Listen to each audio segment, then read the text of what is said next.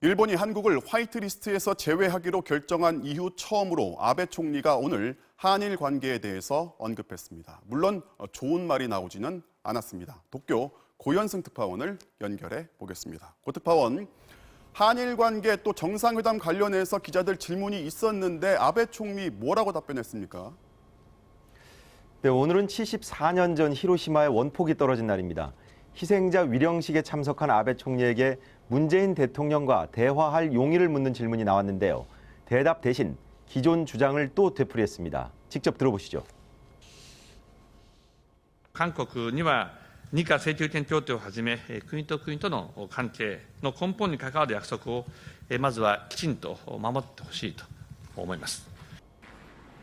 네, 이에 대해 우리 외교부는 일본의 수출 규제가 수출 통제 문제가 아닌 과거사 문제에 기인한 경제 보복이라는 것이 증명됐다는 입장을 밝혔습니다. 오늘 발언은 강제징용에 대한 한국 정부의 조치가 나오지 않으면 대화에 응하지 않겠다고 선을 그은 것으로 해석됩니다.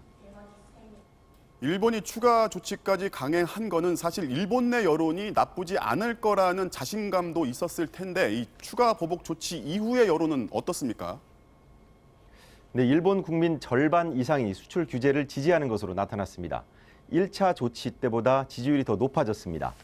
NHK의 조사를 보면 1차 수출 규제 직후인 지난달 초엔 45%가 지지했는데 2차 규제 직후인 최근 조사에서는 55%로 10%나 높아졌습니다.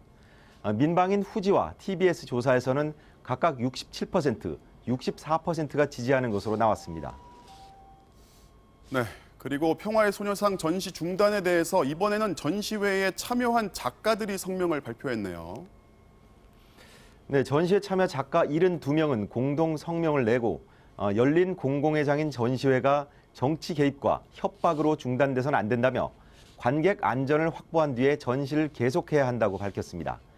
전시회 실행위원들은 오늘 아이치현 지사에게 중단 절차를 따져 묻는 공개 질문을 던졌습니다. 회견 내용 들어보시죠. 本当にテロでね、殺人予告で大変って言うなら、どうしてもっと早くに刑事告訴をもう考えていると、その発言を記者会見でしないんですか。そのファックスが来た途端。 네, 전시 중단을 철회를 요구하는 온라인 서명 운동도 계속되고 있는데요. 사흘 만에 2만 2천 명을 넘어섰습니다. 소녀상을 만든 김은성 작가는 이르면 내일 일방적인 전시 중단에 대한 가처분 신청을 법원에 낼 예정입니다. 지금까지 도쿄에서 전해드렸습니다.